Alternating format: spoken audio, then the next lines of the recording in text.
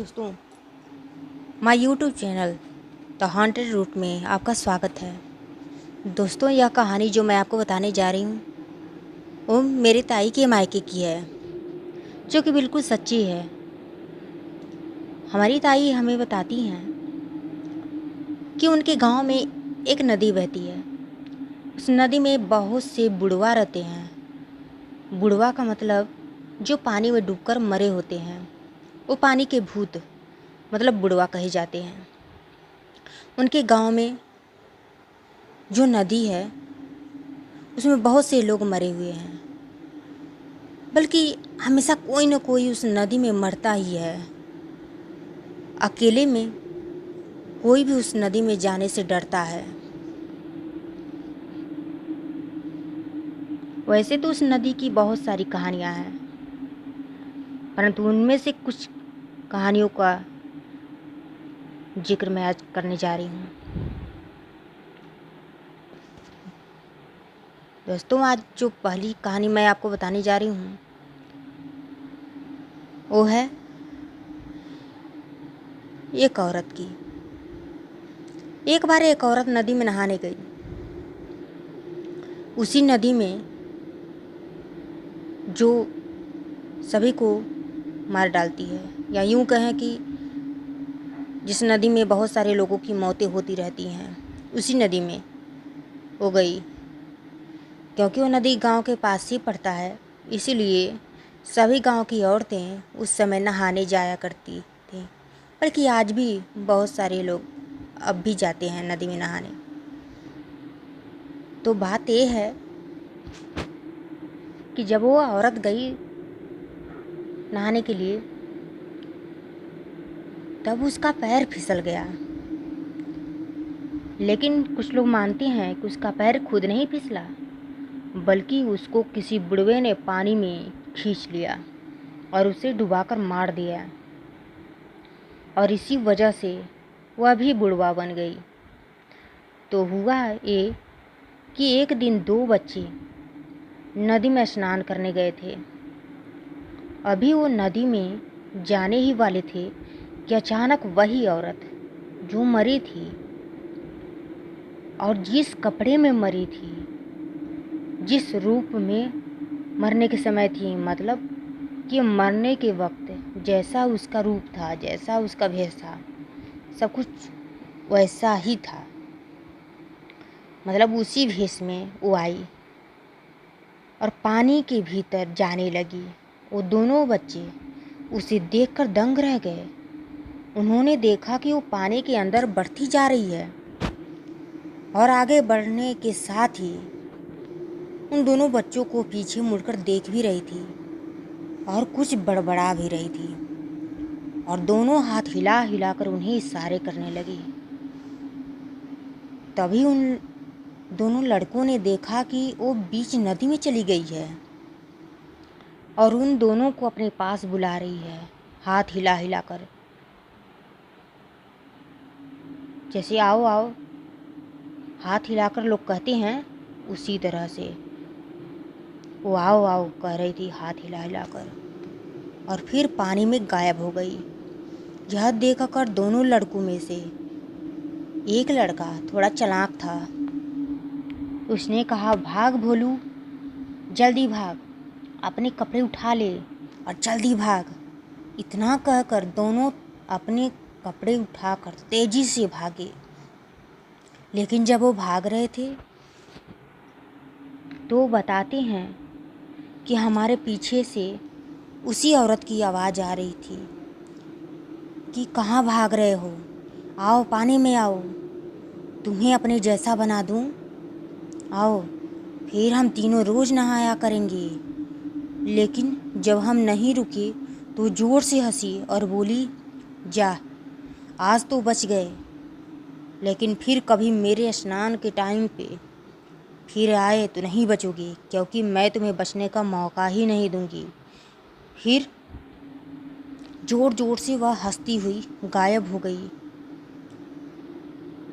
तो सभी लोगों ने उन बच्चों को नदी में अकेले जाने से मना कर दिया। दोस्तों, यह घटना भी उसी नदी की है। एक आदमी अपने ऊँट को अक्सर उस नदी में अपने ऊँट को नहलाने ले जाया करता था।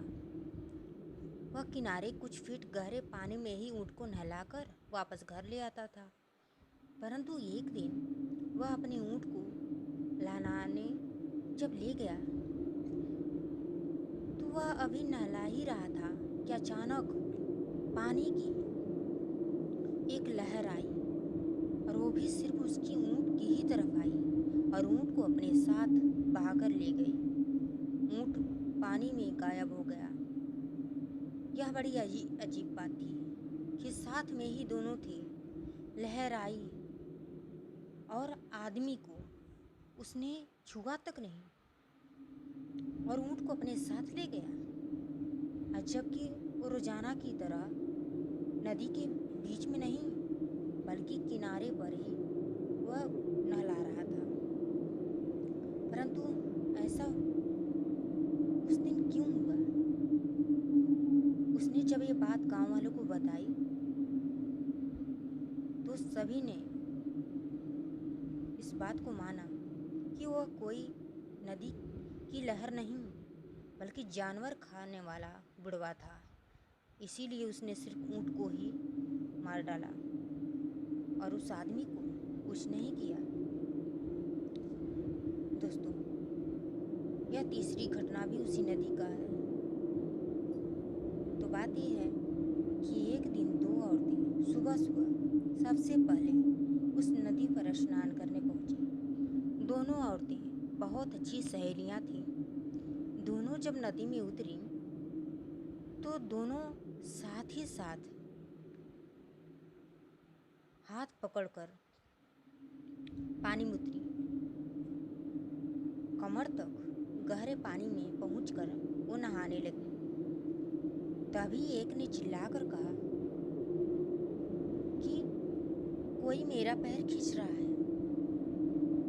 तभी दूसरी ने कहा, मुझे तो लग रहा है कि कोई मेरा हाथ तुम्हारे हाथ से अलग कर रहा है, पर तुम चिंता मत करो, मैं तुम्हारा हाथ नहीं छोड़ूंगी।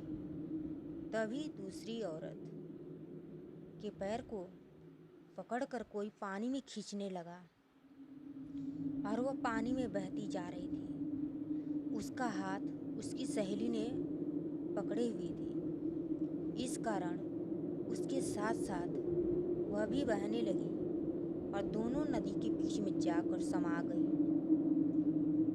और दोनों मर गई डूबकर। अगली सुबह गांव वालों को पानी में तैरती हुई और उनकी फूली हुई लाश मिली। वो भी दोनों के हाथ एक दूसरे के हाथ में तब भी जुड़े हुए थे। मतलब दोनों ने मरते समय तक हाथ को छोड़ा नहीं था। सभी लोगों ने उनको हाथ को छुड़ाना चाहा, परंतु छुड़ाने में भी असफल रहे। इसीलिए उनके शव को साथ में ही जला दिया गया। वो दोनों अब चुड़ैल बन चुकी हैं, परंतु वो पानी में भी रहती हैं और गांव के पेड़ों के आसपास भी रहती हैं कभी कभी। मतलब वो हर जगह ही रहती हैं।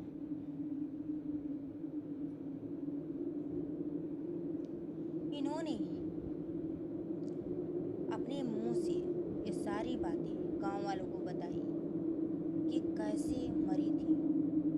दोनों उस दिन साथ में गई नहाने और उनके साथ जो कुछ भी हुआ वो सारी घटना, ये सारी बातें उन्होंने स्वयं ही बताई थी। क्योंकि उस समय किसी को परेशान कर रही थी, किसी को पकड़े हुई थी। तब एक बाबा को बुलाया गया था और उन्हीं के पूछने पर ये बताई थी। कहा जाता है कि दोनों साथ में ही रहती हैं और उसी तरह हाथ पकड़े हुए साथ साथ रहती हैं। और जब वो किसी को परेशान करती हैं तब भी दोनों साथ में ही परेशान करती हैं। दोस्तों, उन्होंने किसको पकड़ा था कि बाबा आए थे बचाने, और उस बाबा के पूछने पर अपनी कहानी उन दोनों चुड़ैलों ने बताई थी। यह यदि आप जानना चाहते हैं तो हमें कमेंट करके ज़रूर बताइएगा। इस पर भी वो कहानी लेकर हम ज़रूर आएंगे आप लोगों के पास, क्योंकि वो घटना भी ताई ने हमें बताया हुआ है। दोस्तों, अगली कहानी जो है ये भी उसी नदी की है। मेरी ताई बताती हैं कि उनके गांव की एक महिला जिसका नाम भूमिया था, एक दिन वो अकेले ही नदी में बालू लेने चली गई। वो डरती नहीं थी, इसीलिए अकेले ही गई। उसने घोर दोपहरी में एक बोरा लिया और नदी के तीर पर पहुंच गई और बालू भर लिया। जितना उठाकर वह ला सकती थी उतना भरकर उस बोरे को पीठ पर लाद कर चलने की सोची कि तभी एक आवाज़ आई, ए काकी, हम तुहार मदद कर दी का, ई बोरा तुहरा से उठ ना पाई। जब भूमिया ने पीछे देखा तो कोई भी नहीं था। उसने बोरा उठाना चाहा तो बोरा सच में नहीं उठा। तो वही वो आवाज़ फिर से आई। उसने कहा, हम कहत बानी कि बालू के बोरा तोहरा से ना ही उठी, लेकिन तू ना ही मानत बाड़ू। भूमिया ने फिर इधर उधर देखा, परंतु कोई ने भी नजर नहीं आया। फिर जब बोरा उठाया तो वह आसानी से उठ गया और वो चलने लगी। जब वो जा रही थी तब उसे उसके साथ किसी और के भी चलने का आभास हुआ और उसे सड़ा हुआ बदबू जैसा लग रहा था। परंतु इस बार भूमिया ने पीछे मुड़कर देखना ठीक नहीं समझा। जब वो गांव में घुसने लगी तभी उसे वही आवाज़ ने फिर परेशान किया। उसने कहा, काकी, जा अपना घर चल जा, हम तोहरा के छोड़े आयल रही। आज के बाद कबो भी दोपहरिया के नदी में न जइह, और अकेले ते बिल्कुल नहीं। आज हम तोहरा के अपने साथी से बचावल रही, यही लिए छोड़े आयल रहनी। काका कैसे बाने, उनकरा से हमार हाल चाल बता दिह कि हम नदिये में रहिला। काकी ने कहा, ठीक बा, जा तू, हम कह देब उनकरा से। उसके बाद भूमिया को लगा कि जैसे कोई पीछे मुड़कर जा रहा हो। धीरे धीरे बदबू भी कम होती जा रही थी। भूमिया ने घर आकर सबको सारी बात बताई। सभी लोग समझ गए वो कोई और नहीं बल्कि वो भूमिया का भतीजा था, जो 3 साल पहले नदी में स्नान करते समय डूबकर मर गया था। उसी ने उसकी मदद की थी, वरना आज भूमिया जिंदा वापस घर नहीं आती। तब से भूमिया ने कभी भी दोपहर को नदी के पास भी नहीं गई, बल्कि कोई भी नहीं जाता है। इसी तरह की कई घटनाएं हैं उस नदी की, जिनमें से कुछ का वर्णन तो मैंने किया। आशा करती हूँ कि आपको सारी कहानियाँ अच्छी लगी होंगी।